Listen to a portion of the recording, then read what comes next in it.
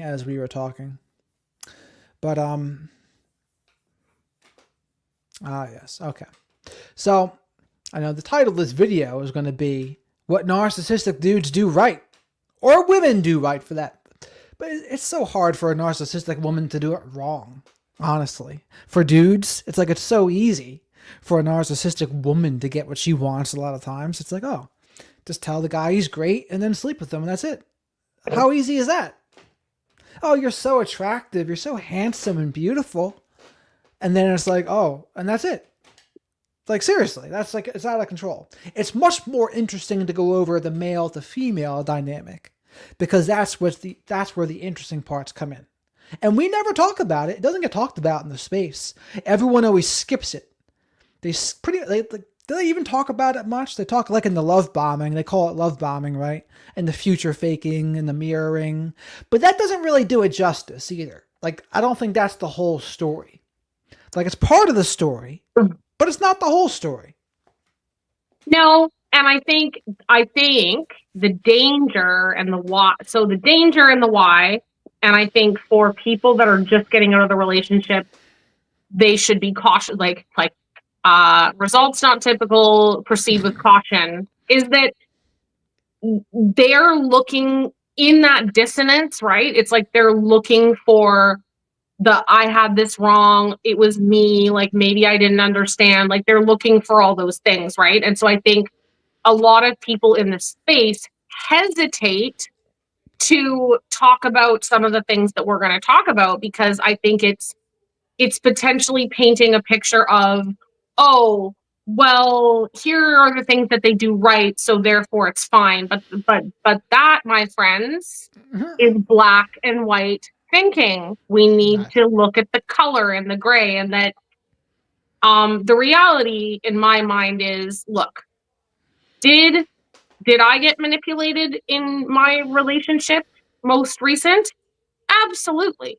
But for me to sit here and say that Peggy did absolutely everything wrong, there was nothing good about him, he was a terrible person, he was abusive, he was useless, like for me to make it that black and white is actually quite dishonest. Well, it was a disservice. Well, it's a disservice for two reasons. One, it doesn't help people really learn from it. Like, when you just say, so if you're a victim and as a woman, you just say love bombing, like mirroring your likes and likes, etc. That's not quite going to cut it, because it's a little deeper than that. It goes into, oh, how is this person making me feel? Are they hitting the attraction cues? Are they doing other things right? And this other part would be helpful for dudes to hear too, to do it healthily, to do it in a way that's not going to end in abusive madness, right? But it's like, oh, what do they do that, like, has so many women saying, oh, I got a narcissistic ex? Do you know one woman who doesn't have a narcissistic ex? Pretty rare. So what does that tell you? It tells you that these narcissistic guys, like Norm Macdonald, like, these narcissistic guys, they're doing pretty good. They're rocking and rolling out there. But Jared, it's 1% of the population. That's the other thing we should talk about too, is that woman. Sorry. But everyone hates her now. Everyone hates her. But she's right here on YouTube. Who hates who? Sorry, the name? The 1% girl. Oh, yes. Oh, yes. Maroon girl. Everyone sends that to Dr. Salerno too, apparently. But we can talk about her too, real quick. I mean, with her, she's just making a generalization. I think she's doing rage bait, for one. Rage bait and trying to get a little bit of attention. And she's like, oh, I know how to do it. I'll make a controversial opinion and say they don't have narcissism. They just have ADHD with rejection sensitivity dysphoria. And they're on that. What does she say in it? They're on the spectrum of ADHD. What does she call it? Like the 20% thing?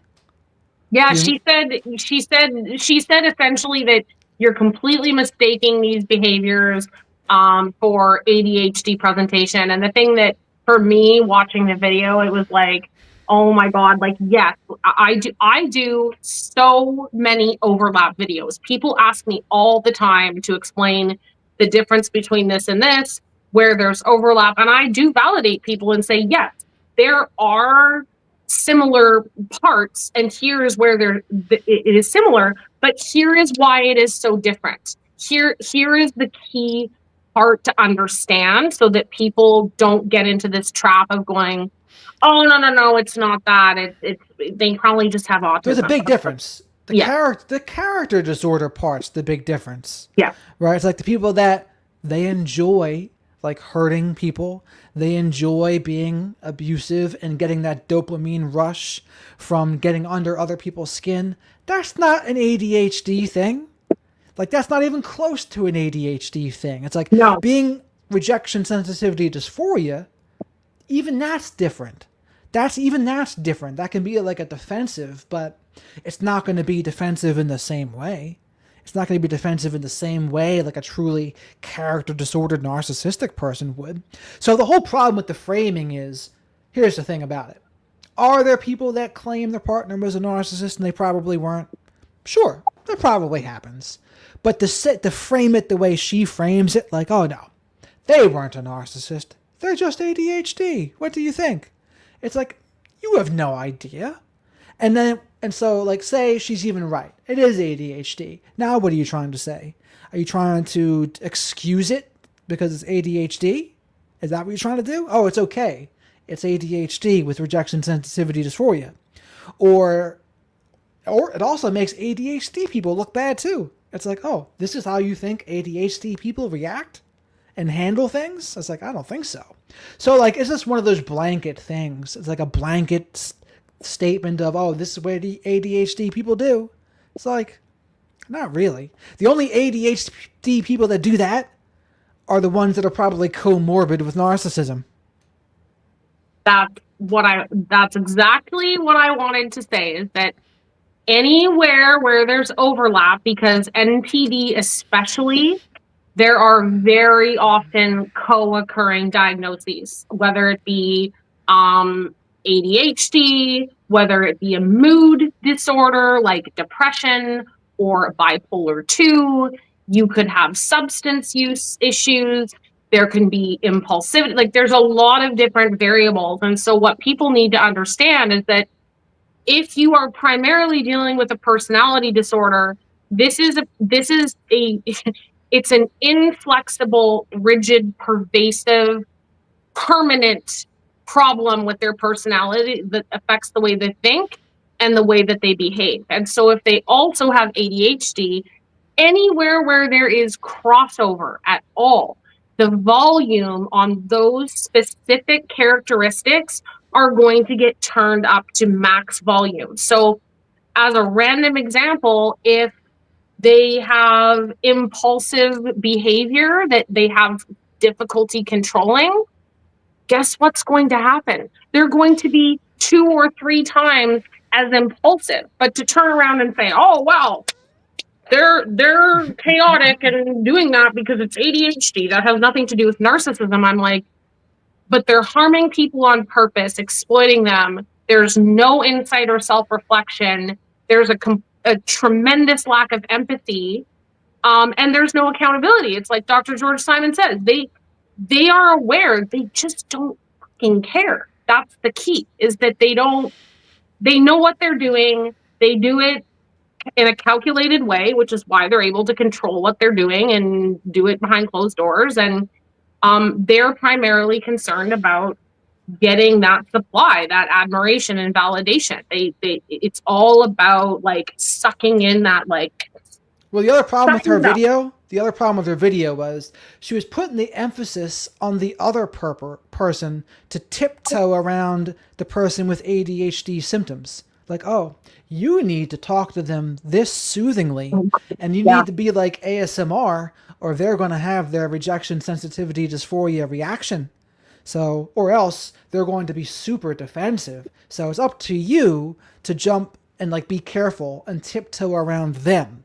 When in reality, no, that responsibility is on the ADHD person. If that's how they are, that's on them to do something different at that point. And granted, when you have a good baseline yourself, then you can collaborate with other people.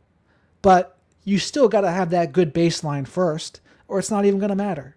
It's not even going to matter. And if you don't have that good baseline first, you're not going to have a good relationship anyway.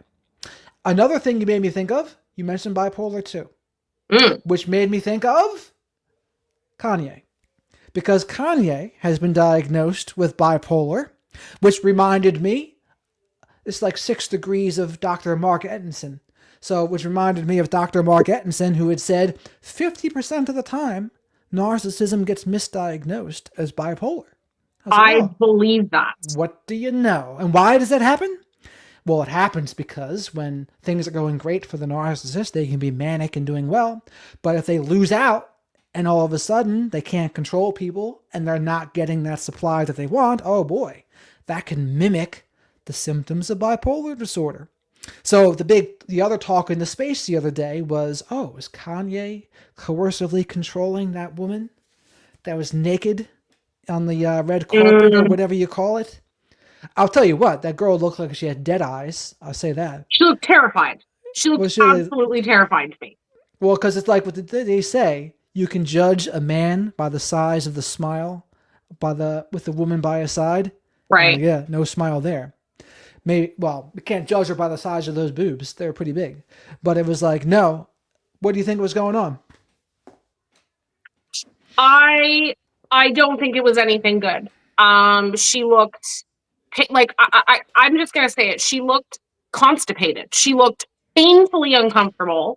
It didn't look to me like a woman who made that decision from a place of empowerment, where she was like, okay, you know what, I'm gonna come out on the carpet this way, and I'm going to do all these things. She was wearing a huge ass coat, and from the couple of videos that I've seen, I've only seen like 3 or 4. I haven't really done like a deep dive on it or whatever, but he's like talking to her, and she's like, given that I've gone through some coercive control myself, I was really paying attention to her facial expressions and her body language. So she wasn't like looking at him and smiling, or like, oh, I'm kind of shy, I don't want to do it. Like, she was looking down and looking scared to me. It was like, I'm looking down at the ground. I'm going to be compliant, and I'm just going to do what it is that he says. Because if I don't, and I know this very well, if I don't do this now, the consequences for me later tonight are none that I want to endure. So I'm protecting myself in the now for what could potentially happen later. And that's a lot of people that are in these coercively controlling abusive relationships. If they see people doing things that seem a little bit like, well, she did this or he did that, and it seems kind of, like, people have some opinions about it. I'm like, dude, if you have not gone through that kind of relationship, you're not doing the thing in the moment and then turning around and saying, I didn't want to do it, because you're trying to play a victim. It's literally that you have learned through cyclical abuse what happens. That's what coercive control is. It's the invisible chains between the abuser and their victim that we know damn well are there, and that will get yanked on for dear life if we do not do what it is that they want us to do. I mean, I could easily see him like bullying and intimidating her to do that. And just for what? The spectacle of it all, the Sure. attention. And that's really probably all it is. Like, that's what it is. He probably enjoys the control aspect of it too. Like, oh, I got her to basically be naked in front of everybody. Look at how powerful I am. I'm Kanye. And External admiration. right. And so, like I said, look at her face. She didn't look that thrilled. She didn't look that, and it's hard to say. It's hard to say without knowing the situation, but from her like body language and facial expressions, it didn't look like she was enjoying herself. And I wouldn't be surprised if, exactly what you said, if she didn't do that, there probably would have been hell to pay later. But I guess it's important to go over, because this kind of ties into the containment topic too, which is, how does it even wind up in that spot? Because you're Kanye, because now there's so many factors with him now too, or Ye, or whatever he calls himself now, right? I think it's Ye. But it's, okay, so you're powerful. That's what he is on Instagram, Ye. So Wow. you're powerful, you got money, status, rapper, and so, you think your shit doesn't stink at that point. And you come and you get these women in your life, And you can just sense it with people. You probably would be like really passive aggressive or outright aggressive. And he probably twists it in some way like, oh, you're going to make me unhappy by not doing this? Or you're going to do this by not doing that? You're going to embarrass me in front of everybody? Framing it somehow. And if a woman, what kinds of things does a woman think at that moment where she's like, you know what? I'm going to comply. Is she like, oh, I just love him and I don't recognize this might not be the safest thing right now. We're on the frog in a boiling pot right now kind of thing. Or I'm just so attracted to him, I'm going to not pay attention to it. What do you think it is? It's a lot of things. So if the woman is in a situation where she wants to say, no, I'm not going to do that. Right? Like, let's just play out that she's got all these cameras on her, you know, she's got this outfit.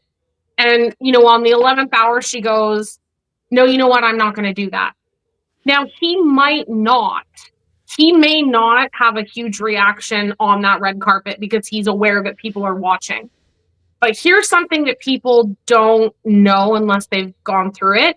They are very, very, very effective at dog whistling, which is Go over what that is. What is dog whistling for those who don't know? So dog whistling is essentially only the dog can hear it. In a narcissistically abusive relationship, only the victim hears what the actual threat is. So it's something very unassuming, it's not really a big deal to anybody watching, but the idea is they say something to the victim that gets the victim to, like, it activates something in the victim.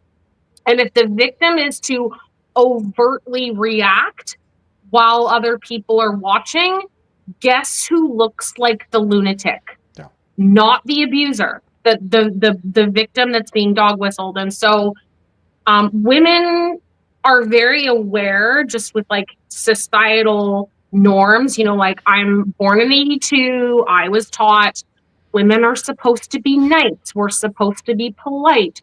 We're supposed to be kind. We're not, you know, women are not supposed to get angry. We don't yell. Like, if we do any of those things, we're crazy. And so, who taught you that? Your mother taught you that?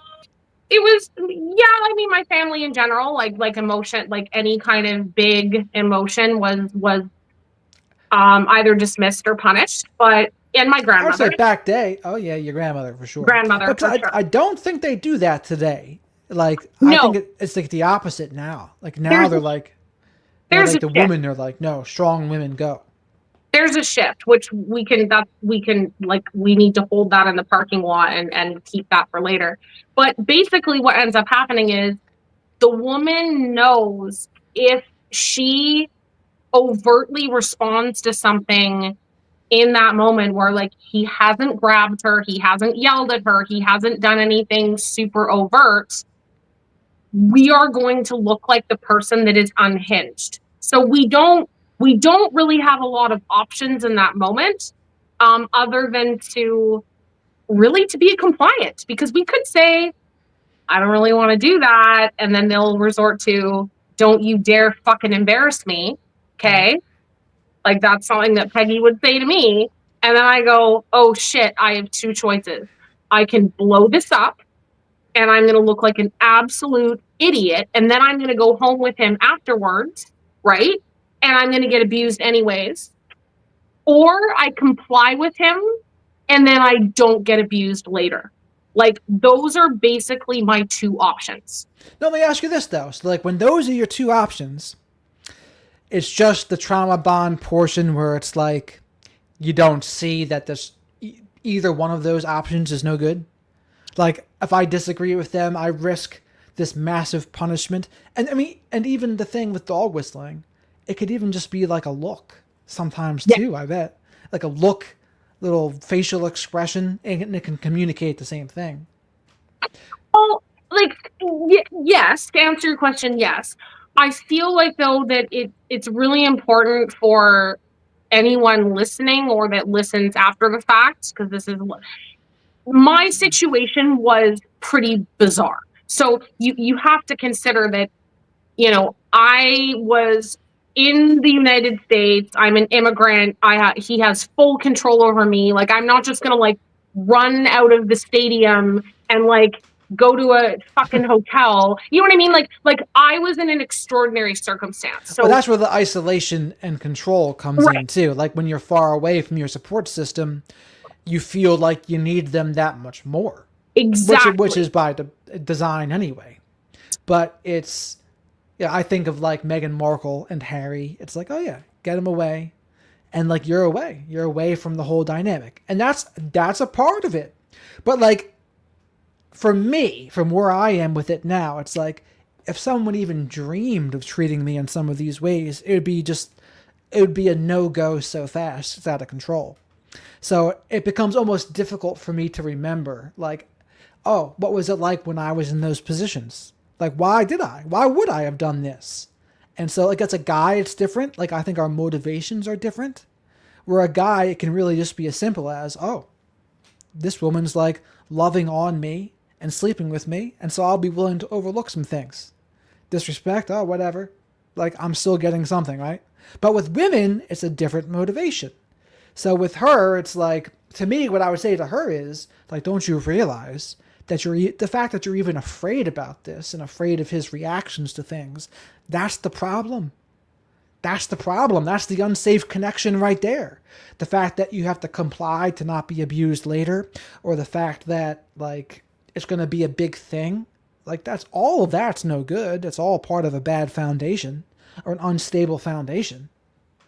Well, and that's this is a really important thing to bring up, is that the way that the trauma bond is formed is through the abuse cycle and intermittent reinforcement. That is how they get you attached to just wanting those breadcrumbs. And so a lot of people ask, well, how did it, like, oh, it's gotta be simpler than they just, you'd see it right away. Like, you'd be idolized and then all of a sudden they're devalued. It would be so obvious. Well, what people don't realize about the devalue is that devalue at the start is not actually devalue as we look at it at a baseline, which is, oh, they're going to start saying mean things to you.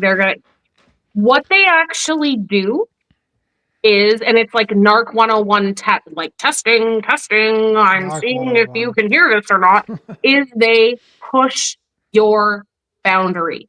They start with a very small boundary, something that's very unassuming, very insidious. For me, you want to know what the very first boundary that got pushed for me, and it was like a holy shit moment in therapy, and it was like that's how I started to lose my identity and autonomy, is I was, before I did EMDR, before I went through all of my gut restoration, that's a whole other topic. I was celiac and lactose intolerant. So I had to like not drink dairy milk, and so I had almond milk and all these kinds of things. And so at the start of the relationship, he was fantastic. He like had almond milk there when I came to visit. He was like, "What do I need to get from the store so you can have safe things to eat?" Like, he was so sweet. And Attentive. then yes, amazing. But then over time, it was like little comments.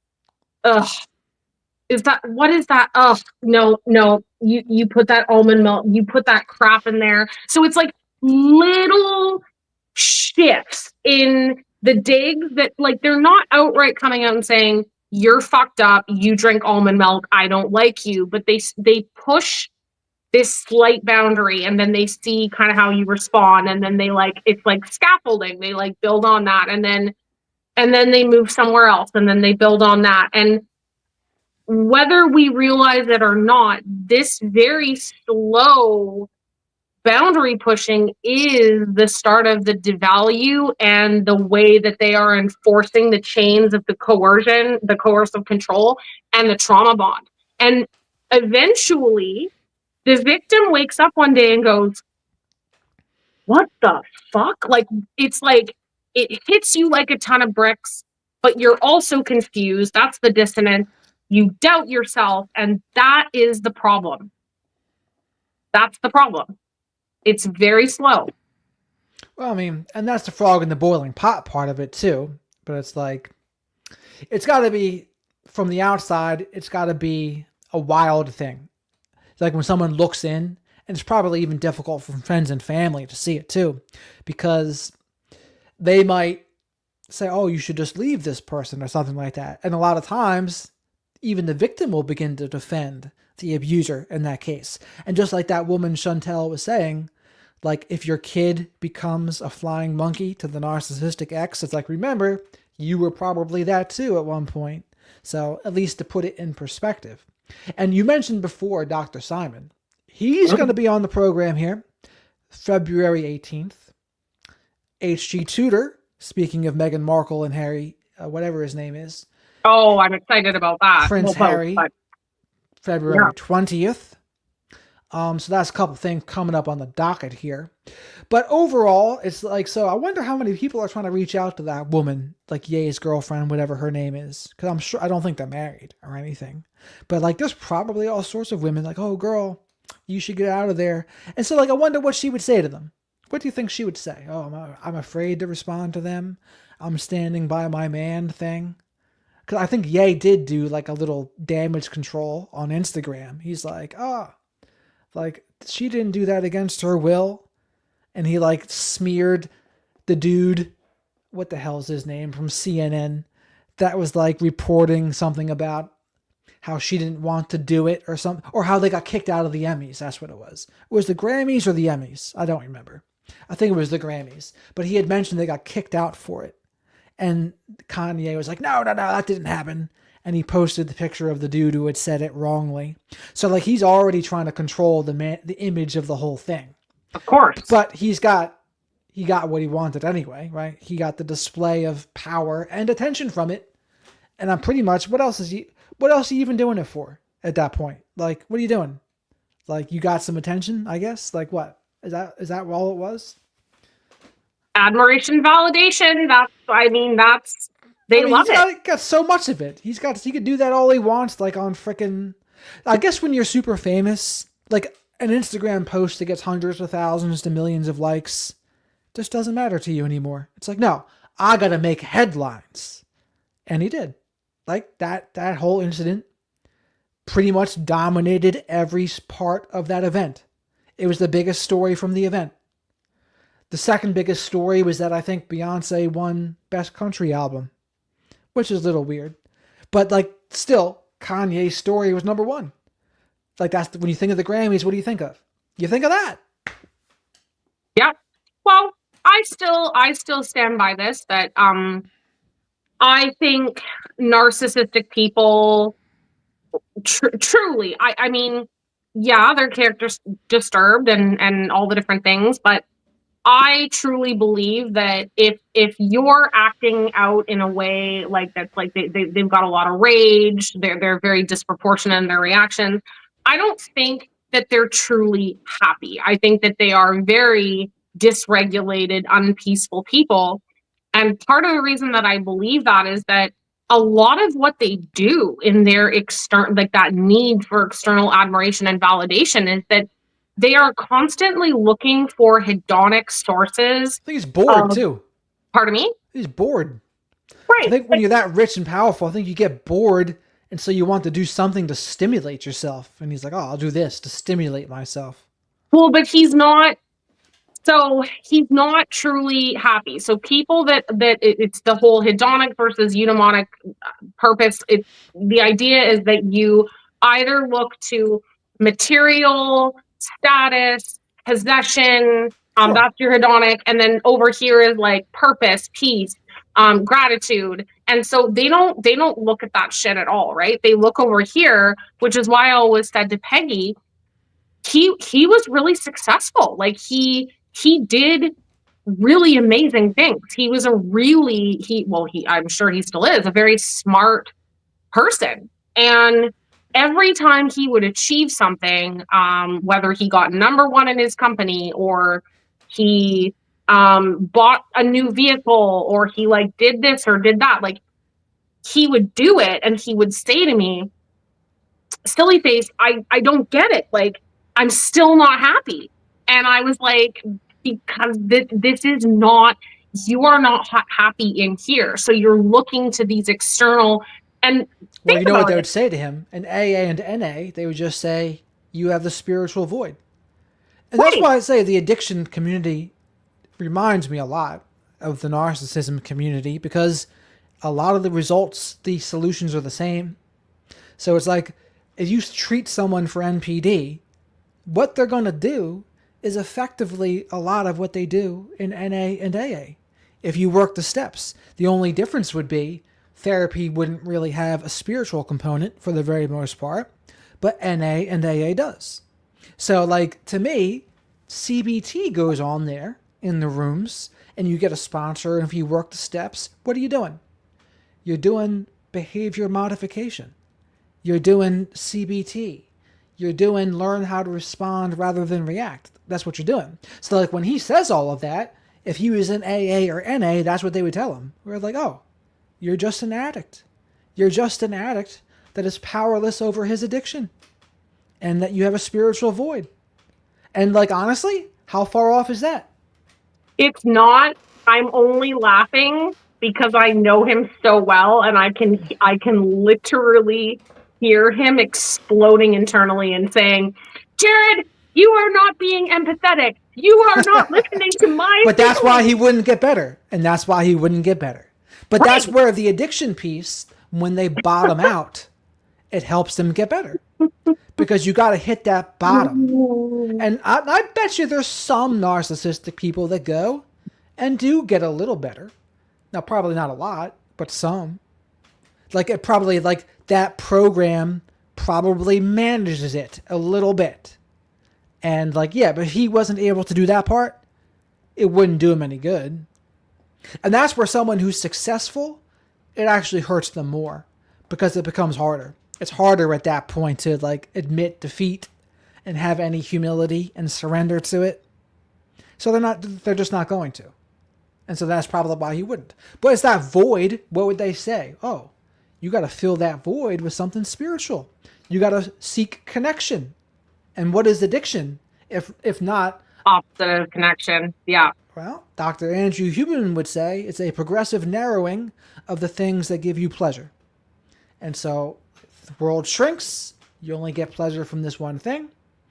And yeah, the opposite of addiction, connection. And that's where, like, the meetings come into play, giving back. You can't keep what you have unless you give it away. Like, all of those things are, like, super helpful. I bring them a lot into what I talk about, honestly, on Instagram and everywhere, YouTube, Facebook. So it's like, yeah, those are the principles, that they're super important. Those principles are important, and they would work for people like that. And so, like, but it requires a big mental shift. And I was talking to this with a client today. It's like, she wanted to help her son. And that's a big thing that I hear a lot of too. It's people that want to help someone else. Oh, I got to do this. I got to help him this. I got to help him that. And I'm thinking to myself, it's like the more neurotic version of controlling. It's like you're doing it for them. Like, you can't do it for them. Because all they can do, it's like the woman in a dating sphere. If all you do is come towards her, they're going to put their hand up and say no. And it's the same thing if someone's being controlled and, like, someone wants to fix, manage, and control someone else's addiction. No one's going to like it. Like, when my parents did that to me, it didn't work at all. It didn't work at all because it just made me want to keep on doing what I was doing. And it wasn't until the consequences got bad enough that I think, oh, not too good. You can take notes over there? Well, yeah, when I was talking about the hedonic versus eudaimonic, and then you started talking about AA, I didn't want to forget my thought, because I have a video idea about, well, because they're externalizers. So hedonic pleasure is all about external forces, and they are externalizers in that they blame people. They always think it's someone else. Like, they're not able to go inward and look at what's going on in here. And so it kind of makes sense to me that, given that I'm an internalizer, I'm on your, like, more neurotic side of things, right? I'm always like, oh, what did I do? And I'm the problem. it's really hard for me, honestly, to like, do I like hedonic things? Do I like a fancy this or that? Sure. But I also know that there's a beginning and an end. Like I told a story when I was living down there. I was like, you know what? I was like, people get so attached to like the next event. Like think of our heydays, right? It's like it's Monday, you're bored, you're pissed off, you're annoyed by something, and but you know that on Friday you're gonna go to this party. And you're like, I'm stoked up, like it's gonna be awesome, like this girl's gonna be there that's so gorgeous, and I'm and you get all pumped up. And then guess what?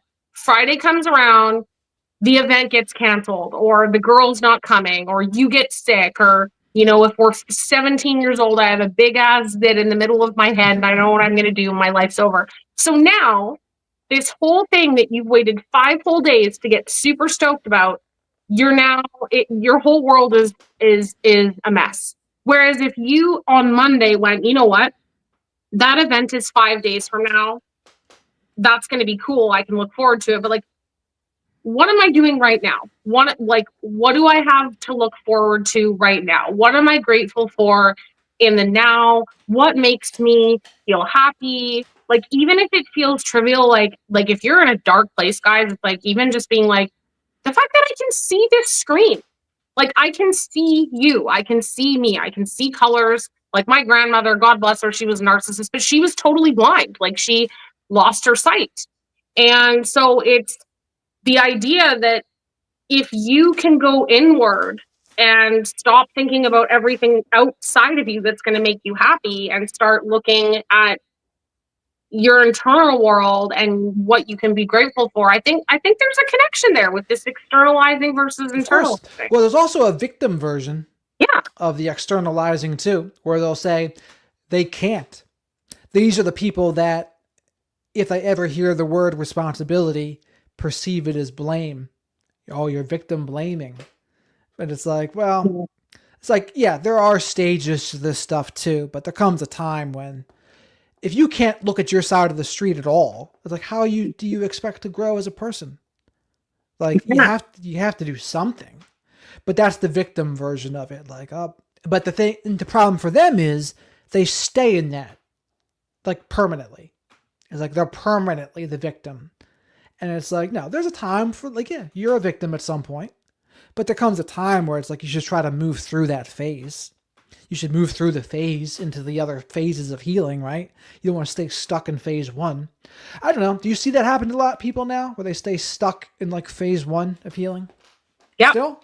Yep. I am a firm believer now that there are, I mean, we've talked about this, that there can be 2 narcissistic people in a relationship and one just like out narcs the other, right? Sure, and so then they're like, oh, I'm a victim. But one of the things that I'm really noticing for myself to truly identify between a true victim, like they really were abused and blah blah blah, and they're not the narcissist. Like there's a little bit of gray here, but just bear with me. Victims always are working towards growth, evolution, transformation. They want to get better. They want to regain their autonomy. They want to regain, get that identity. They want to help people. They want to move forward, and they're happy to pass the baton back to the people that are not as far in their journey to say like, hey, I've got you. Like this is. So you're saying victims do this? Victims do it. They want to move forward. They want to get better. They want to understand, but they also want to like understand, like, what do I have to work on?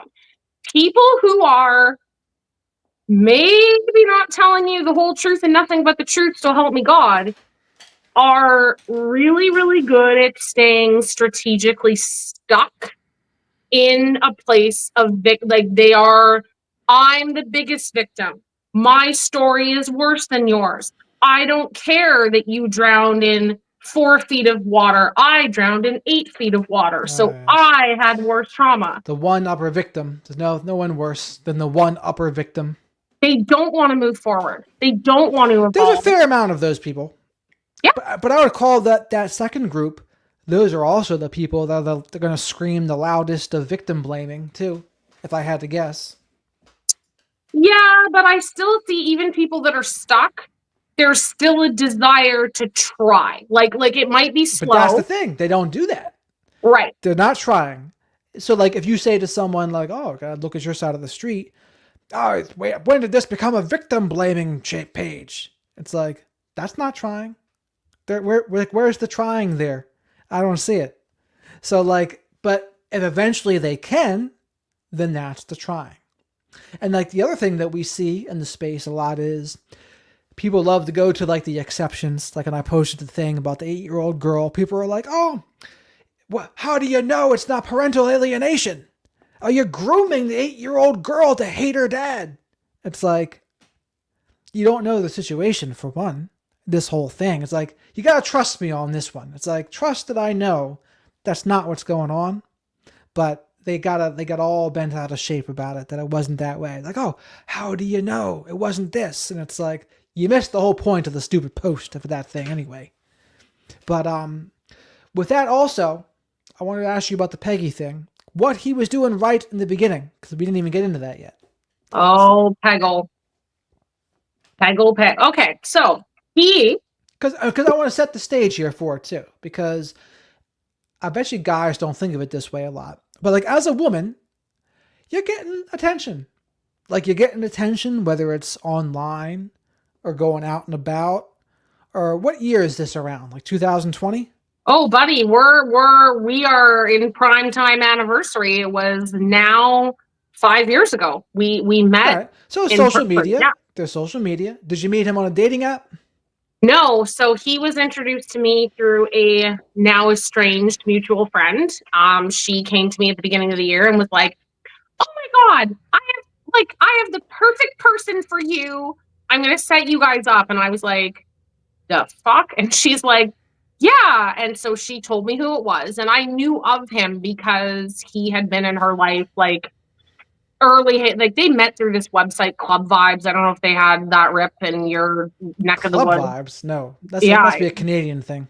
It was, well, he's from the States, so it was, anyways, it was a thing that they did, and so they met up and they, diddled. And so she said, I honestly think that you guys would be a fantastic fit. And this is someone that she hooked up with? She had hooked up with, she'd remained friends with, and she decided that we should meet each other. So it must have been her idea to not like keep on going with him then.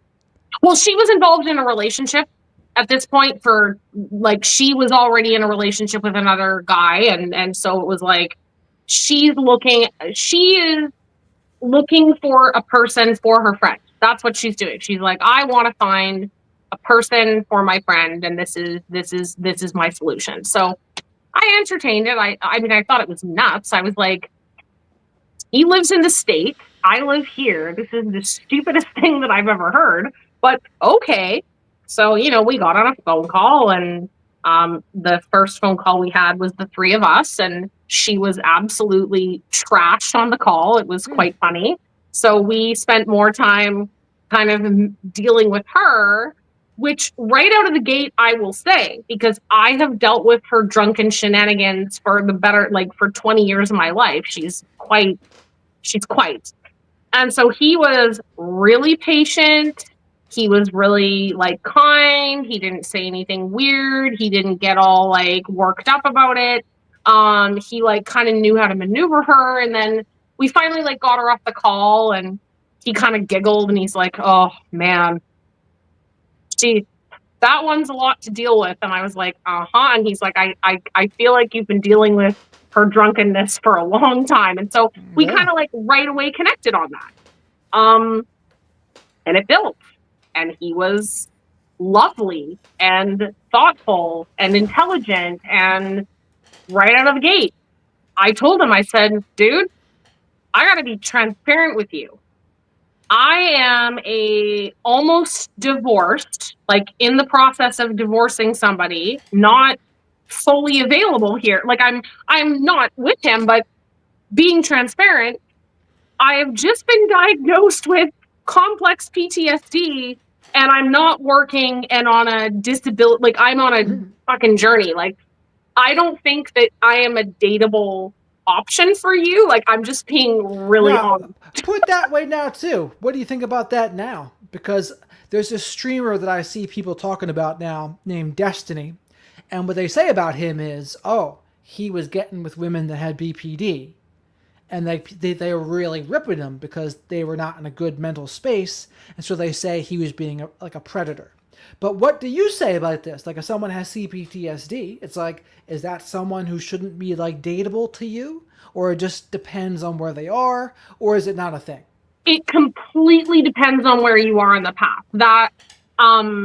At that particular point, I had been diagnosed in October of 2019. This is January, like 8th, 2020. Like, this is like very, very fresh. And so, and keep in mind, this is like 5 years ago. Like, there's been a lot of like evolution, educate, like lots of different things.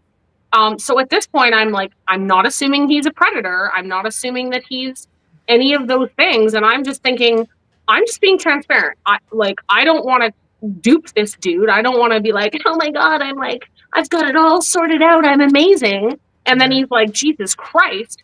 And so I'm thinking he's going to be like, oh, okay, like that's understandable. And this fucking guy hits me with this. Wow. That was so vulnerable. I am so enamored with how honest and transparent you were willing to be. Are you familiar with the works of Brené Brown? I was like, huh? Like, literally, I kid you not. Her book, Dare to Lead, is sitting on my desk next to me, and I'm thinking, like, who is this guy? And so I was like, all right. Anyways, we got into a conversation. We ended up staying on the phone. We were talking on the phone every night, 1 to 3 hours. Like, it was every single night. He called me after work, and then it was like there was like an escalation. So it's just like a friends thing at first, really, or like it was straight to not? It was pretty straight to, I'm interested in you. I'm intrigued by you. I've seen your. How far away did you live at this point? Well, I'm in Victoria, British Columbia. He's in Seattle. So there's not that bad. Not that bad. 3 hour. There's a right down the street. There's the Clipper. It goes directly to downtown Seattle. So it's pretty within drivable distance. That's a big thing. Oh, right? For sure. Like 3 hours. That's not bad. So pretty quickly it picked up. We were compatible. We were getting along. Our conversations were flowing. There were zero red flags. He was, like, there weren't. Like, he was being normal. He was calling me at night. This guy has a job. He's going to yoga. He's going to spin. Well, I can't emphasize this part enough either, where it is different when you haven't met them too. Right. Like, there's a lot of things that can be hidden, I think, when you haven't met them yet. Like, how long within talking did you actually meet him? Well, and that was the next place I'm going. He was like, I want to meet you. I'm going to fly to Victoria because the Clipper is shut down. We shut down the Clipper here for all of January. And so he's like, I'm going to fly to Victoria. I don't want to push boundaries. So I'm going to rent an Airbnb. So I will stay in the Airbnb and then you get to decide what feels comfortable for you. What a gentleman. It was great. Chivalrous. I met him. I was like, I mean, you know me a little bit. Like, as soon as I met him, I was super bashful. He thought it was adorable. He was like, "You are so cute," because I was like kind of hiding, but I was giggling and smiling. Like, I was so excited. And then we went out for lunch, and we went to this burger place, Bin 4. It's like gourmet burgers. It was really good. And I remember we were sitting at the table, and I'm a very, very messy eater. I've never grown past the age of 5. And so I'm sitting there trying to be like really like dainty with my burger. And I guess I had sauce on my face, and he's listening to me talk, and he's just like, he's doing this. And he's like, I'm sorry, I'm going to do something inappropriate. And he like came and like wiped it off my face and then like ate it. And he was like, I'm sorry, it was really cute. You had sauce on your face. And I looked at him, and then my friend was like, oh my God, guys are so gross already. So it was like, Was a friend there too? yes, because she came to meet me with him at the airport because I was so nervous. And so, anyways, That's understandable. yeah, but it took off 100 miles an hour. It was fireworks, chemistry, like massive connection. We had an amazing, like he was there for just a couple of days. We had an amazing weekend. We had such a good time. And then he was like, I would like you to come to Seattle. I will pay for you. I will either clipper you or fly you. I'll pay for it, whatever you feel comfortable doing. He got me over there, and like when I tell you this man wined and dined me, oh my God, like picked up in Escalade Uber with stars on the ceiling, like took me to Speakeasy. And it wasn't just about that. Like, I want to be really clear for like any men that are like, oh, he was spending all this money on her. No, no, no, no, no. We were connecting. Like, we were like shooting the shit. We were joking around. We were having such a good time. We were really enjoying each other's company. And it didn't really matter to me if we were out at this speakeasy doing this crazy thing or sitting on the couch. And that's how I started to know, like, I just like being around him. Like, we don't have to do anything. We don't have to go anywhere. I mean, and you see, all of these would normally be like the green flags, like And up so far would exactly. be the green flags. Green. And that's one thing I've done in the past too. It's like when you talk to a woman a lot, or for my shoes, like talk to a woman a lot before you meet them. This happened to me before, where like you date, and then when you actually meet them in person, it's like it can be a different vibe sometimes. Not always though. But in this case, it wasn't for you. Like, it wasn't a different vibe. The vibe just continued. We both even said it was like we'd been talking on the phone, we got together in person, and then it just kind of continued. And so, he was. Because, I mean, fairly, so let's go over this here too. So I'm thinking where guys would mess up in that. And there are guys that might be a little like awkward or autistic. It's like autistic. They wouldn't be able to say some of those things. Like, they wouldn't be smooth enough to like say the right things and like have your safety in mind, because like their nervousness like distorts their view of things. Like, all they're thinking about is their own selfish anxiety or nervousness. So they don't stop to think, oh, I wonder what she's going to think about this situation. Oh, what's going to make her feel safe? So it's like, and it's good that you mentioned it. It's not even about the money as much as it is the experience of it all. It's like, oh, he cared enough to get the special Uber with the lights on the thing. It's like part of like a special thing, right? It's not just about like a thoughtless money act of like, oh, just send something with money. It's like, no, it's a little more than that. And like all the rest of it, it's like there was also chemistry too. But you also feel safe at this point. Probably trust him at this point. And I guess you also feel attraction to him at this point too. Well, here's the thing that is key, and it's really hard because, and we can talk about it. Like, how do you distinguish between these two things? Because what I liked about him, what was unfamiliar to me given my upbringing and my lack of masculine containment, is that he was in control of everything. So like, he handled everything. He didn't come to me and go, Kelly, like, where should we go or what should we do? Like, he was just like, I'm organizing it. These are the dates. That, like, he even had it down to, he phoned me before I went on the clipper, and he said, okay, I just want to walk through with you. Because you're crossing the border for the first time, and you're coming to visit a person that you're actively entering a relationship with. And so it's going to be a little bit of a different line of questioning than just, I'm going to visit. And he's like, I know you're going to be transparent, which is good. So I just want to walk through with you what you need to say. if they ask you these questions. And it was just very like, it was like super contained. I felt like, oh my God, I wouldn't even have thought of that. And he's like, no, it's no problem. I want you to feel prepared. I know you have some anxiety. And so I just want to like alleviate that for you. So it was like shit that he was doing that I didn't have to ask him to do. I didn't have to say to him. Anticipating of needs. That's a big part of it. But also it's for people who don't know, masculine containment is when you treat someone else as if they are a part of yourself. You can't hurt this person without also hurting yourself. And you want to take care of them. Now, Teal Swan is where I first heard the term from. And she had said a lot of guys take better care of their cars than they do the woman in their life. And it's absolutely true. Right? They take better care of that thing than they do like the woman in their life and like the woman's emotions, etc. So, and that shines through. It shines through. But the fact that he was able to do that, that's also key. And a lot of guys blunder that part too, because for various reasons they do. But again, it is wild he was still able to do all these things. No cracks in the armor yet either. Like he's still just flying through and it's all good.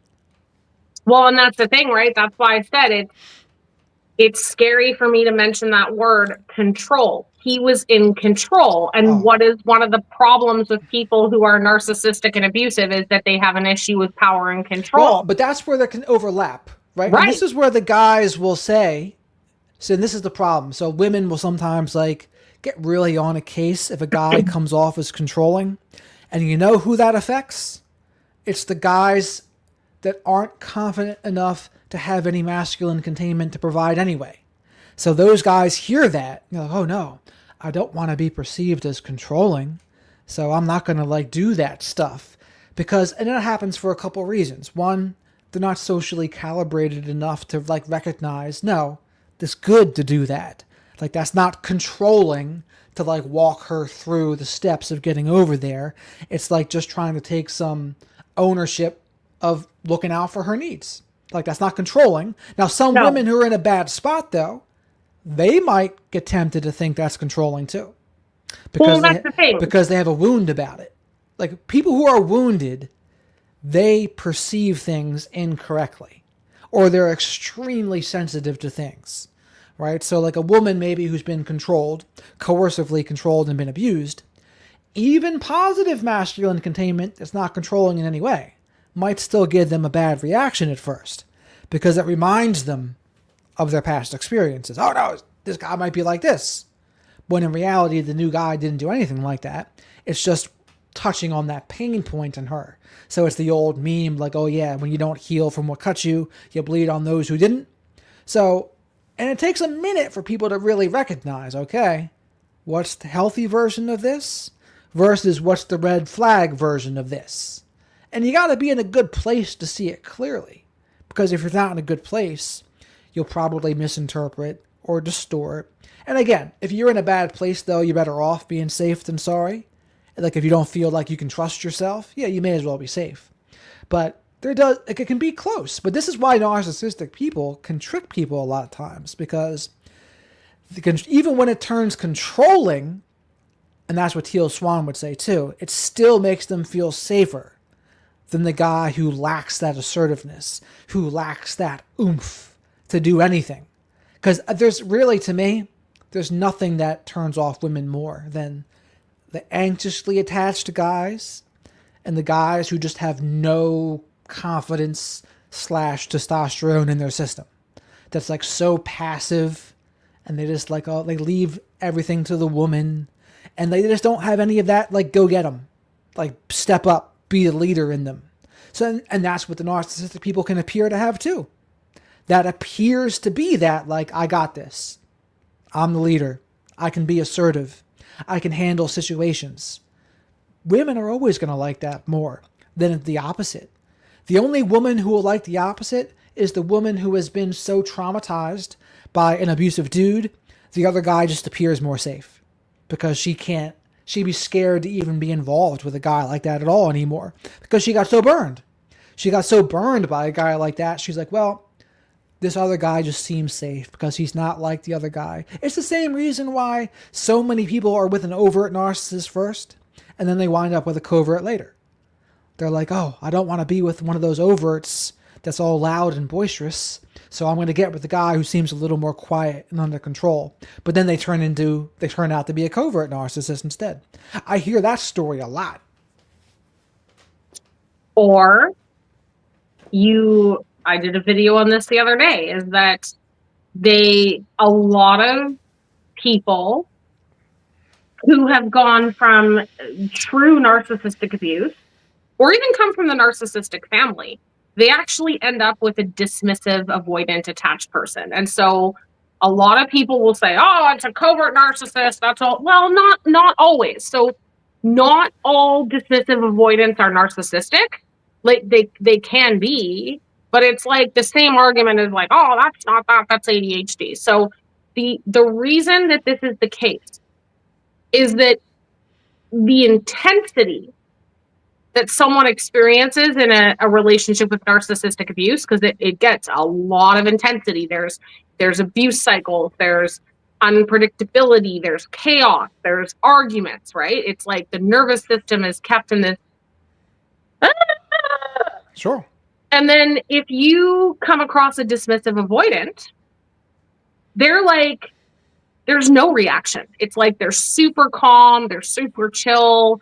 They don't have this intensity about them. So for the limbic system, this is like, oh my God, thank God.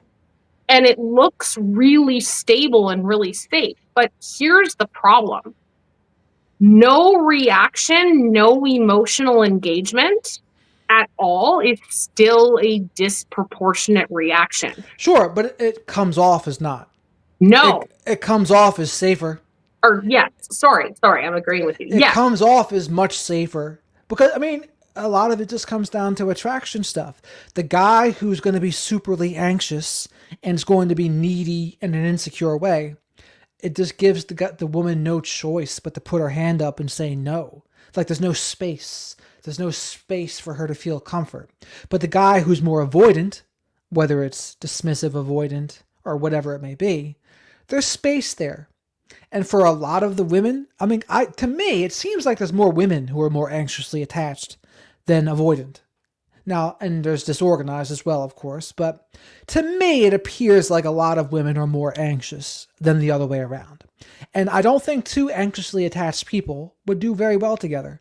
Like, they would need to have some sort of reciprocal. So the anxious person needs to be with someone who's going to be more avoidant. Now, granted, of course, it'd be more ideal for both to be secure, right? But that's like how many people are truly to that spot. Not that many. So, like, you think of all the people in the dating pool. It's like, how many people in the dating pool, that especially that are single, are truly securely attached?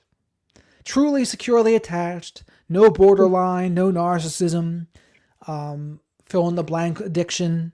It's like, how many? It's got to be a small number. It's got to be a minority. And this skews all of the dating advice too, for guys in particular. Because the guys who are dating coaches and whatnot, they have a dilemma. You know what the dilemma is?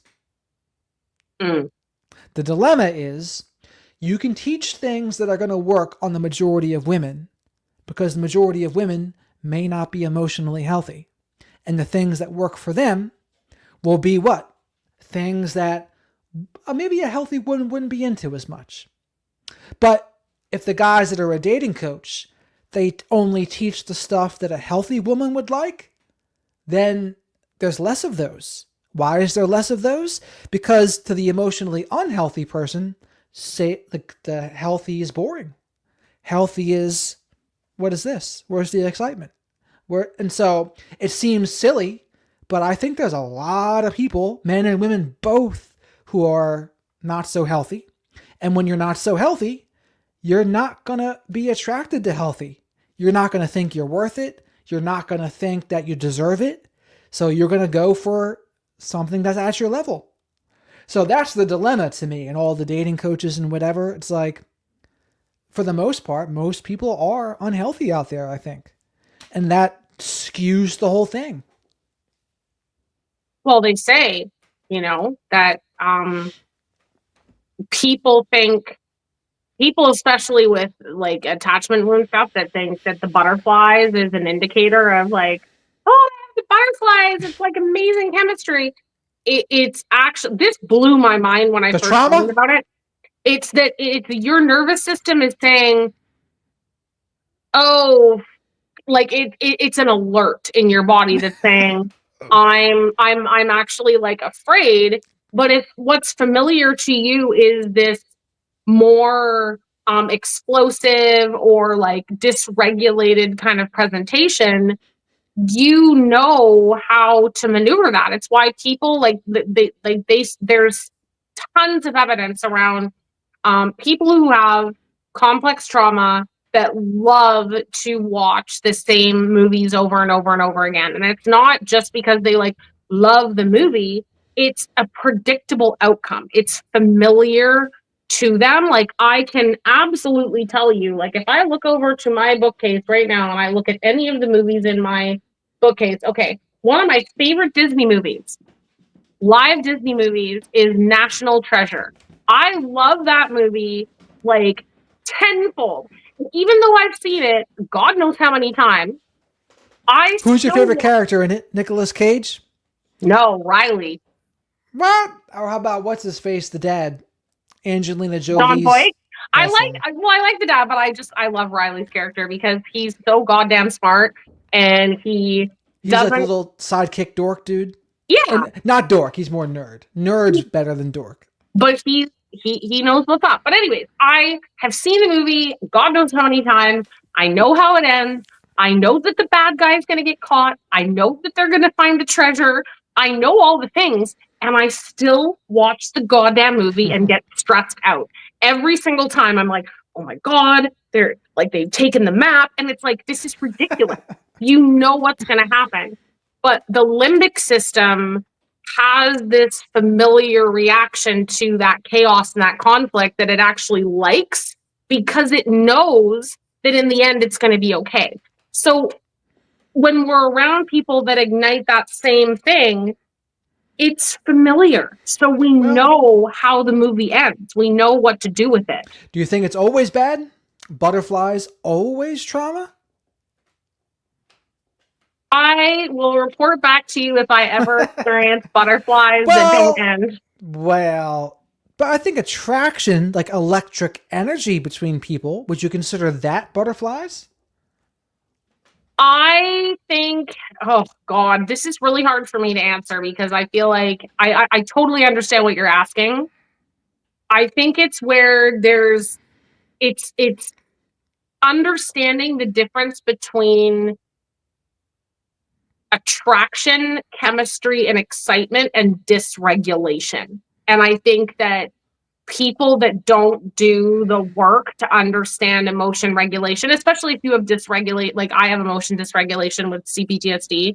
So I've had to go through the therapeutic steps to learn to like do distress tolerance and mindfulness and learn how to identify emotions and where I feel them in my body, blah, blah, blah, blah, blah, blah, blah. So I feel like now I would be able to better differentiate between this person is, I feel excited, I feel happy, I feel euphoric, I feel like connected, as opposed to, oh my God, I'm dysregulated. This person makes me nervous. You know what Teal Swan says? You are only attracted to someone that has something that you lack. And I was like, ooh, I don't know if I agree with that, Teal Swan. But that's what she says that feeling is. She said the feeling is, it's only, you get the attraction feeling only when it's something that you lack. You see something in them that you lack in yourself. Or they have something you want. That's interesting. I'm sitting with like the people that I've had like the most serious like unions with, and I don't think I agree with it, honestly. I think that might be one of the ones where like she goes too spiritual woo-woo in it, and it goes like too far. Yeah. But that's just me. I'm sure some spiritual type folks might say why that's wrong. No, that's wrong. Just like they'll say how you choose your parents. Some of the spiritual folks, no, you chose your parents. You chose them in your past life, you know. Maybe I did. Maybe I was just like, I want to just sign myself up for all this, so that maybe I did. Who knows? I Maybe don't I agree did. with it. The only way I could see it would be as if people try to say, okay, I want to try to make the best of this. And maybe that's one of their ways to try to make the best of it. Oh, yes, I chose my parents. And they try to go that way. You see that even in like basic religion, where people say, well, this was God's will or this was God's choice. I think Yeah, it's very um, similar. Very similar concept. it's to accept the suffering as is without questioning, which I mean can be helpful. Like you could align that in some way with radical acceptance and DBT Sure. therapy for sure, to say like it's really important for people to understand what they can and cannot control, what is not their responsibility, and where that is concerned, how they contribute to their own suffering. Like, it's not to say we just go, I'm not responsible for anybody or anything else. I have control over nothing. Nobody cares. It's just more, what am I doing in the now? What happened really, like if I said something 12 minutes ago that I didn't like what I said, and I'm like, oh God, I'm an idiot. That didn't happen. But let's just pretend it did. What am I going to do about it? I said it. It's over. It's done with. I can't, like, if I don't like what I said, I can just take a note and go, yeah, I don't really like what I said. I need to think about that and say something different next time. But if I ruminate about it, it's like, oh my God, I said this thing. It's like, dude, you're the one now that's suffering. You're the one that's now giving yourself a nosebleed. And like you're in agony over something it's over and it's done with. Like, reflect, learn, evolve, but don't fixate. And same with the future. Like, right now we're doing this call. I'm focused on that. I'm not going, okay, so while I'm thinking about this, I gotta fixate on the video that I need to make tomorrow at 10:01 a.m. Like, I don't even know what video I'm making tomorrow. I don't give a shit. I'm talking about this right now. Good. Gotta stay focused. Stay focused. Good. So then the next part of being focused is, where did the cracks start coming in for Mr. Peggy? So, because so far he's Prince Charming. Little containment, a little attraction, a little licking of sauce off the cheek. Yeah. Well, this is so the cracks actually came quite quickly. Before the wedding, or the very first crack. Because like I said, I went for that initial visit in the middle of February. It was amazing. We did Valentine's Day, and then I went back 2 weeks later, at the end of February into the beginning of March for my birthday. And then, as you know, 2 weeks after that, the world shut down. So there were some really big things that took place that I feel like really just distracted my ability to really look at what actually happened, if that makes sense. Like, it was some extenuating circumstances. Oh yeah, I came home from Kirkland. I was really sick. Like, people still joke about it to this day, that they think I was the first case of COVID on the island. Like, I was taken to the hospital by ambulance. Like, it was bad. There was a lot of things that happened. But specifically, the last night that I was there, we were out with one of his friends. We were drinking, and I could not tell you to this day what he said. I do not remember, but he said something that was really daft. Like, it was just like, I didn't agree with it. I thought it was really rude. And so I said, we were sitting at the table, and I said, Peggle, that's a really kind of a stupid comment.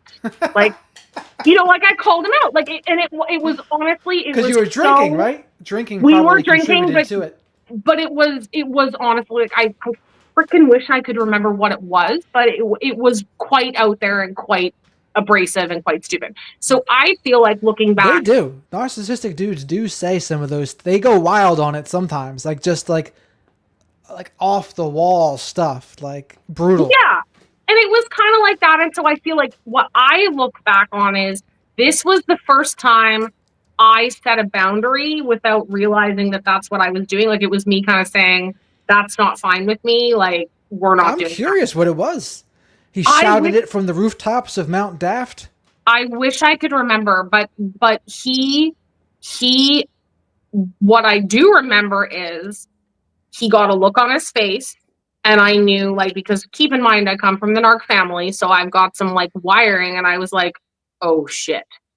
And he got a look on his face, and he looked right at me, and he's like, don't you dare fucking call me stupid. And I was like, no, no, no, no. I didn't say you were stupid. I'm sorry if that, like, I just thought the comment was quite stupid. And his friend got him up from the table. He was like, you, right now. And he like took him up to the bar, and they were up at the bar, and I was sitting there, and I was on my phone. Guy friend or girlfriend? Guy friend. And I was like, hey, what the hell's going on? So I was like texting with a friend in Victoria, and I was like a little bit anxious. And he, Peggy went off to the bathroom, I want to say, and then his friend came and sat down, and he's like, oh man, he's like, I fucking hate it when he gets like this. And I was like, I'm really sorry. Did I do something wrong? He says, no. I told him, I said, she's a good girl. Like, you need to fucking calm your tits. Like, because he heard the conversation. He was sitting at the table. So he was like, this is a disproportionate reaction.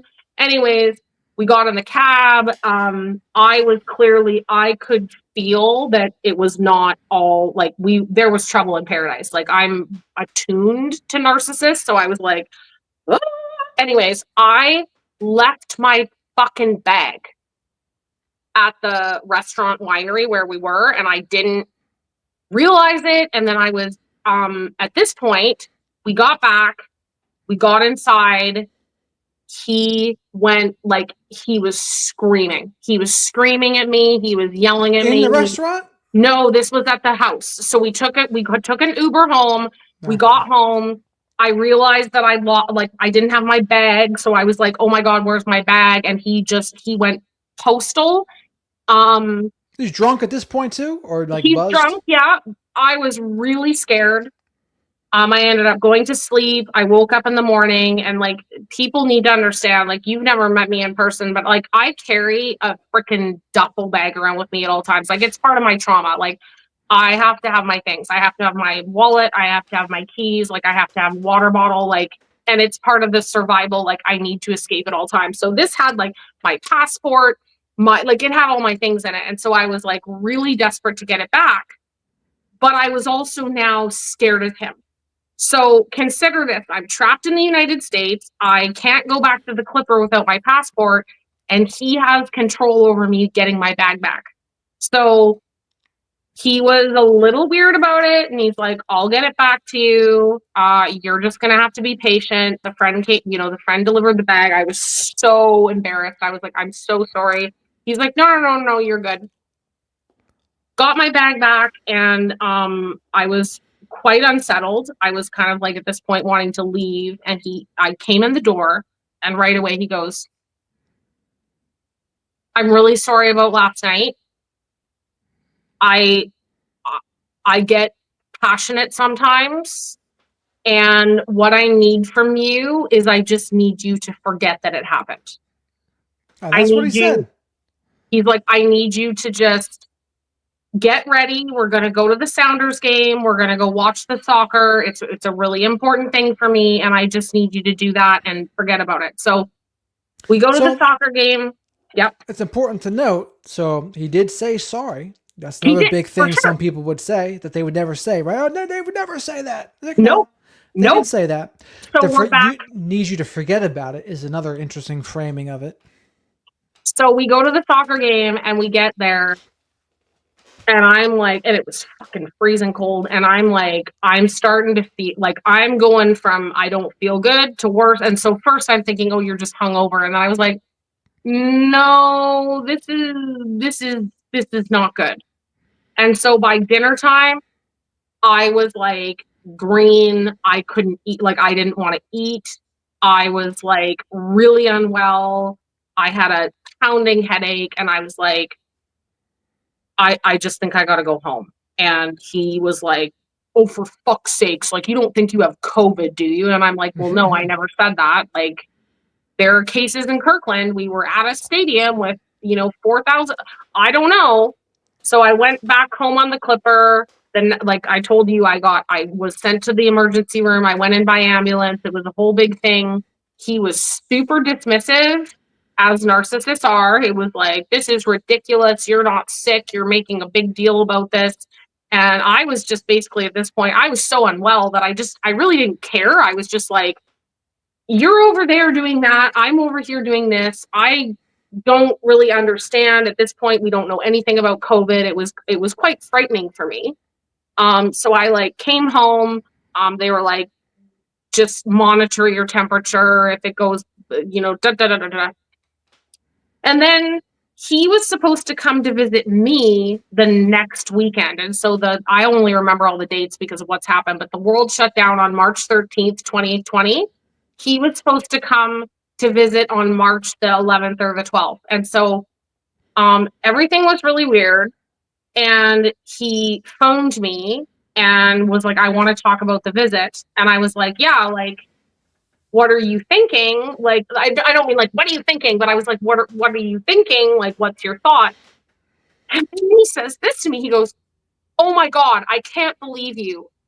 You want me to come visit you after you were just admitted to the hospital and probably have COVID? Like, do you not understand that this is a world pandemic? Like, are you not understanding what's happening? He was saying that to you? Yes. And so like he wasn't even in that kind of like headspace, I thought. No. And so I was like, what the hell? So I was so confused.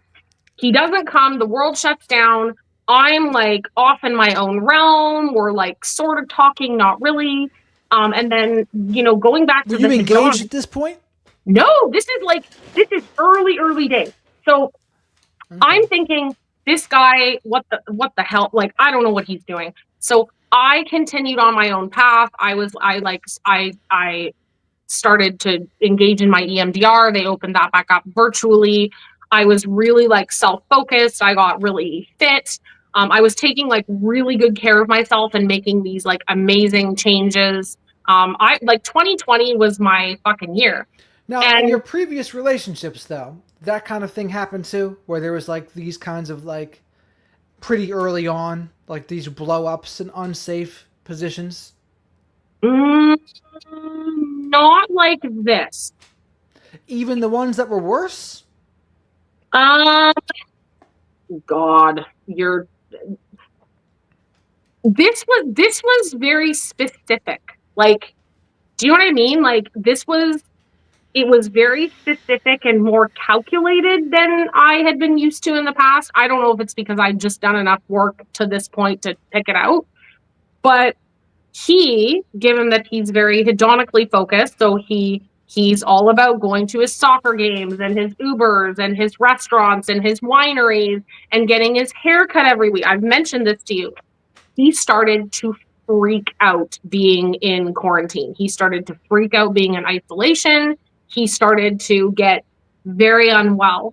And he kind of came to me and like, kind of like, because now we've gone through a bit of a discard, if I look back on it. And now it's like, oh, no, I need this admiration and validation. I need this supply. So he came back to me. He was like, I'm not doing well. I really need your help. Like he had his boss at one point say, like, he's doing so unwell. Like, we're so worried about him. Like, you're like the, like, he had his boss say that to you? Seems like a little helpless routine. Victim helpless routine. I'm like, oh my God, like, and this is part of my traumatic shit is that like when people have a crisis, I'm like, oh my God, let me help you. So I'm like, he needs help, like this poor guy, like maybe I had it wrong. And so that's a big one. That's a big one here, that this is what kind of smoothed over the other nonsense, was this little helpless routine. And he went right back into full-on idolization. Like he was video chatting me every single day. He was like, I really want to cultivate a relationship with you. I see us going places. I want to start a Friday night video date night. We'll get dressed up. We'll drink wine together on the date night. Like, we'll make the same meal. And it was this really special thing that we did. And we started connecting again. And I was like, he's actually pretty awesome. We like found out we had so much in common. And how long into it is this? This is April, May of 2020. So we're like 5 months in at this point. Still pretty new. Pretty new. And then we went to the Peace Arch Park. I told you about that. It's this weird vortex where Canadians and Americans can meet and not cross a border. And we had an amazing time. And he basically was like, we're at a crossroads. The world shut down. I'm in. I'm like in. I'm like, I love you, and I want to see where this is going to go. But we got to spend more time together. And I was like, well, that's a cool story, but like, I don't know if you see what's going on. And he's like, well, I've been doing some researching, and I found out that there's a loophole, that Canadians are actually able to fly into the United States. You just can't go across the land border, and you can't do the sea. Like, I can't come to you, but Americans are letting Canadian. Oh yeah, they were keeping it very hush hush. So I was like, okay. So he's like, Canadians could fly to America. Correct. But not over land? You can't do the land border? Why would that even matter? Dude, tell me about it. That's a whole other Meredith Miller conversation. So you couldn't fly the weird things they would. So that was really a rule, though. It was true. It was true. So why wouldn't you be able to come anyway? Was America like stopping Canadians from coming in otherwise? The both sides of the border said that we're shutting down the land border, only essential travel. So it's like goods or whatever, no sea travel. Like the boats were all shut down. So he was like, I can fly you to the States. So he was like, are you willing to fly to the United States? We'll book it for July, and you can stay for 2 weeks, and we'll play house. We'll see how it goes. We'll see how we do together. What do you think? And I was like, trust and believe, like, take a jump. So we booked the flight. I didn't even know if the States was going to let me in. I was like anticipating that they might kick me out. The border officer was so goddamn bored. Like, there was no one at the airport. It was surreal. Like, it was this way. surreal. How long have you spent in person with him by this point? 3 days in January, 6 days in February. So 6 days in total. 9. Yeah, so there's a pretty big decision on 9 days of spending with someone.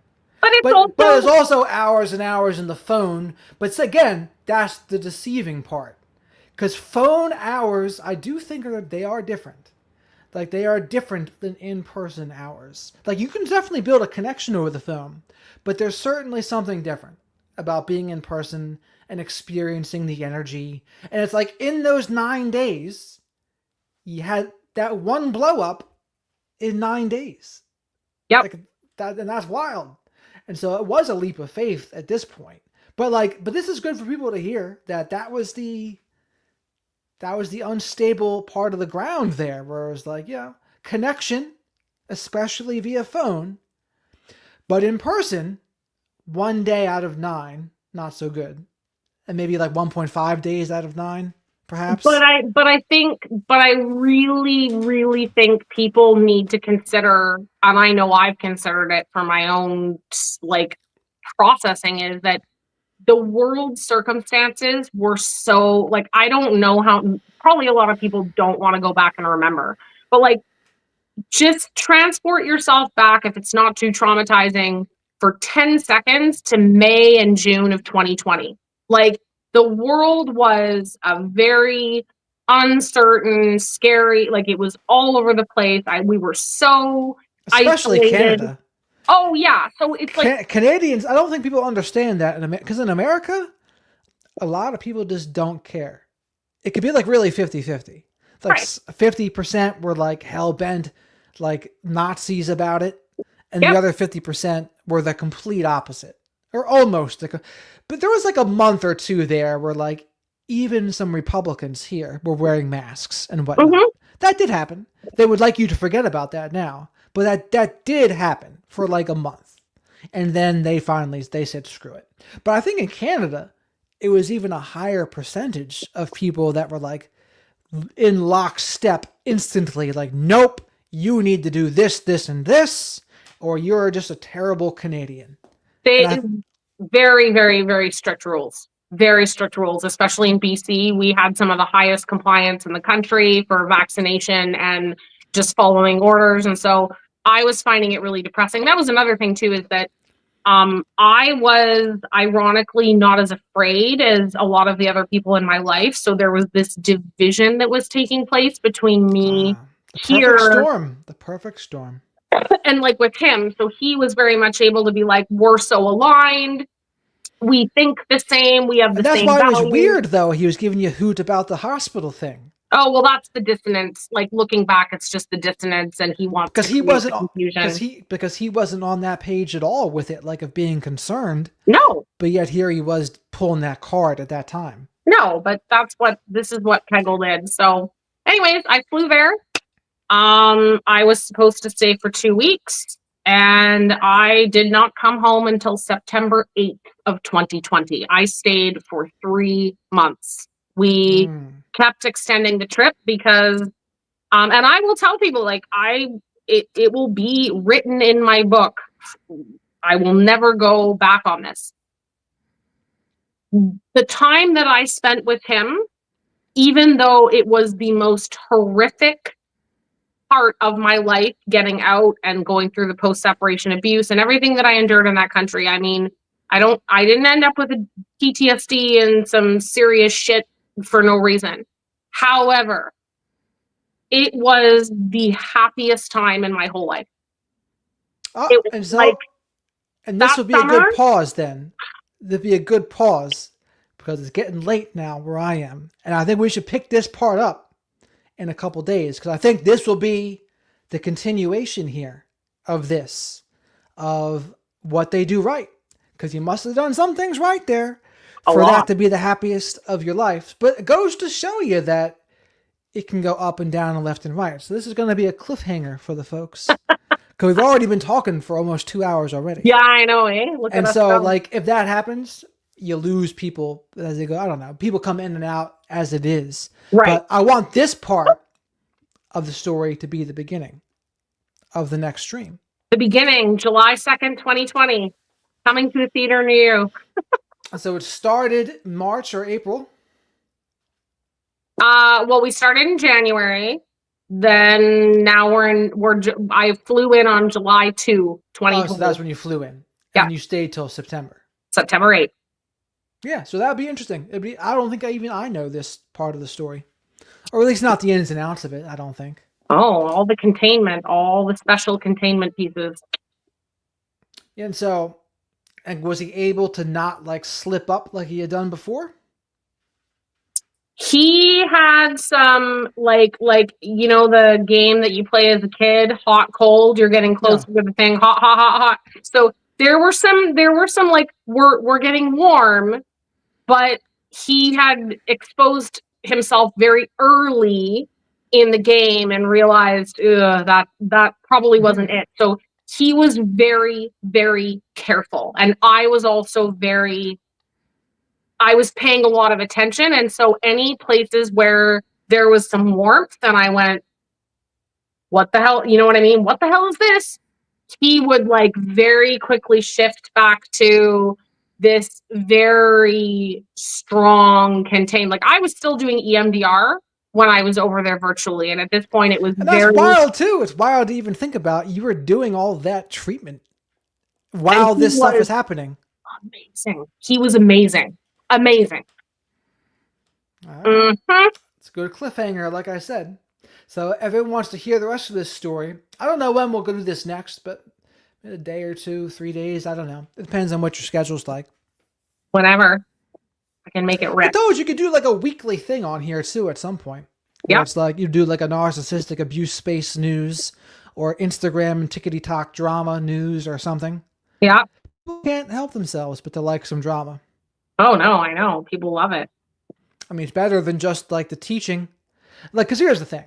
if you're going to be teaching about narcissism, it's like you got to have an outlandish title, and then you can rock and roll some. They get views, but people love it. Like there's these YouTube channels called like Podcast Cringe, Too Lazy to Try, Comedy Central, or something like that. You know what they do? All they do is basically critique and criticize the Rogan sphere of comedians. And they've made an entire living of just doing that. And they blow up. They blow up. They just like go to the drama.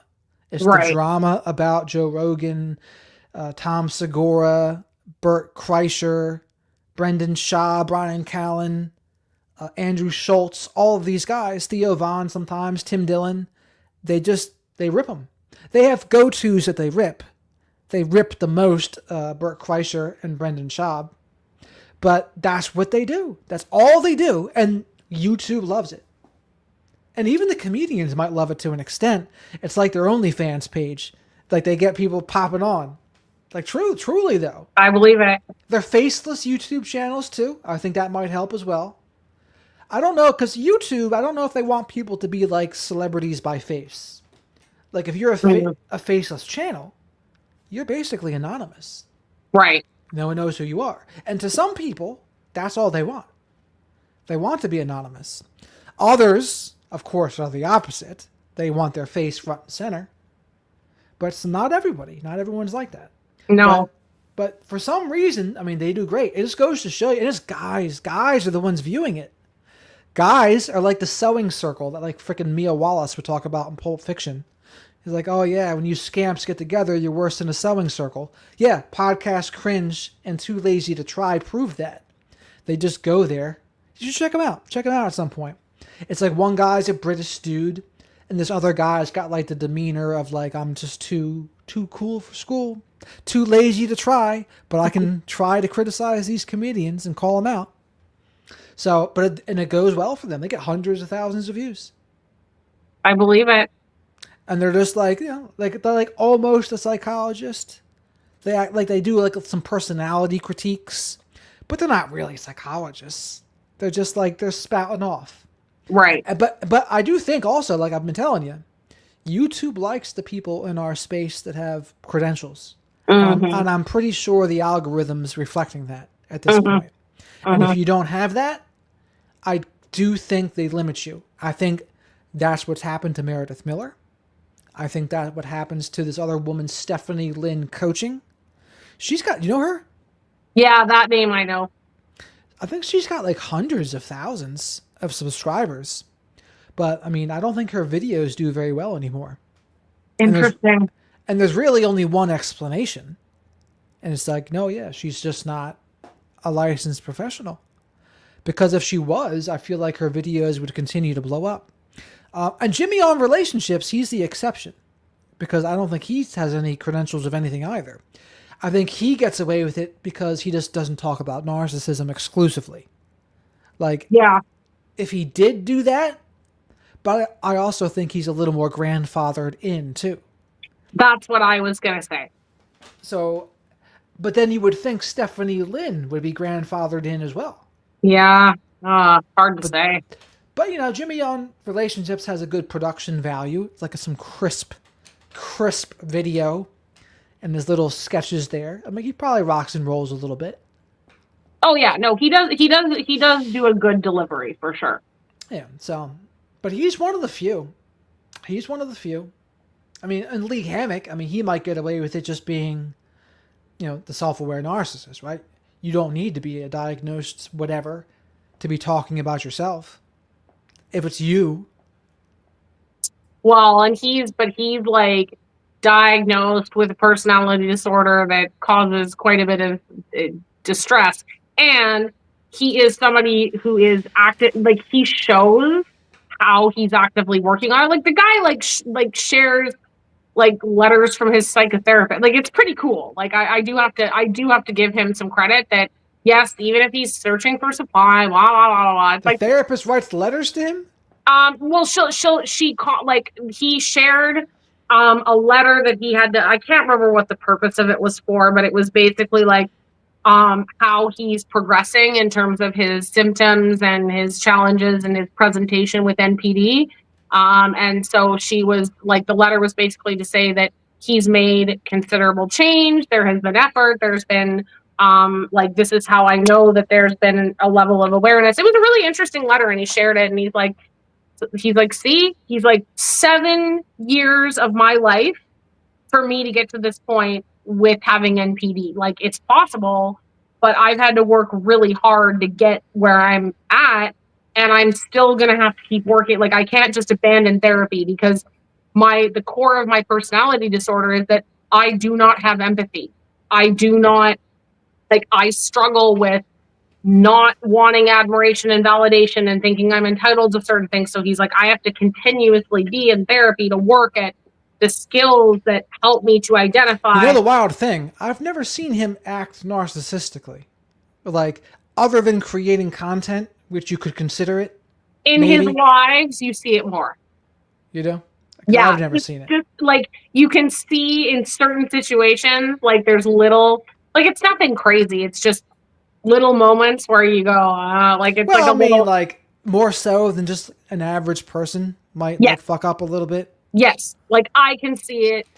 But I don't know if other people. Anyways, I don't know. It's nothing. It's nothing. I mean, I see it way more in like what I would see in comments, like comment people. Like, you can instantly see they got like the narcissistic bent in how they're commenting, and it's like, yeah, it doesn't mean they have NPD, but they have that narcissistic bent. The way a narcissistic person would talk, right? Yeah. They have the same tactics. I see that all the time. But like I said, I've never seen it in like how he comments or his videos. But again, maybe it's just in the lives, like you said. And he doesn't even have a narcissistic face to me either. Like, I can usually see narcissism in people's face. He doesn't seem to have it that much. I don't see it. Like, the narc detector doesn't go off. Like, if he didn't say he's that, I don't know if it would go off for me. I'm not sure. Well, and he's even confessed, like, he did a video the other day where he was like, the difference between the covert and the overt, like how it would come up, like a conversation, how it would come up.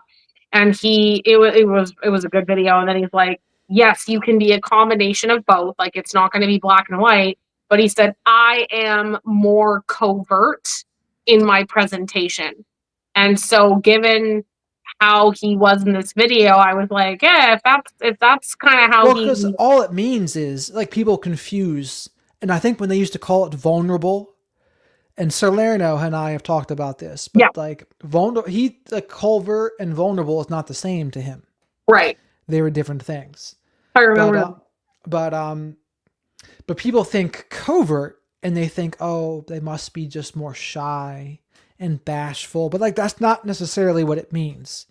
All it means is your narcissistic traits are covert. Oh, yeah. So you can be confident and like even outgoing and the things that you just wouldn't associate with covert right away, right? You don't, coverts won't be like that. No, they can be. It's just their narcissism is covert.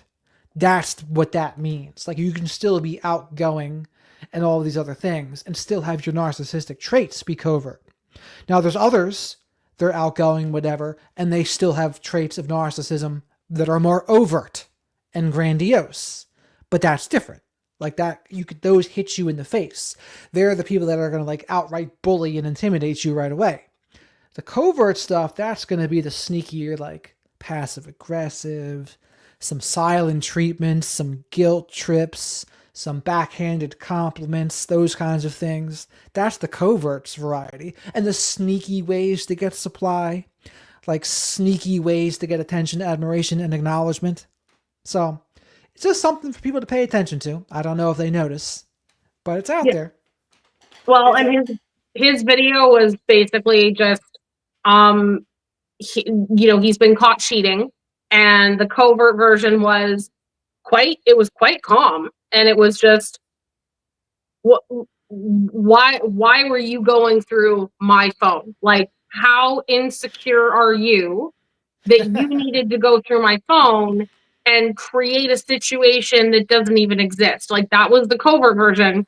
And the overt version was, I can't believe you go through my phone. Like it was a lot more out there and explosive. And so he said, yeah, like this is one example, and coverts, depending on where they're at, they can fluctuate, and even overt can fluctuate.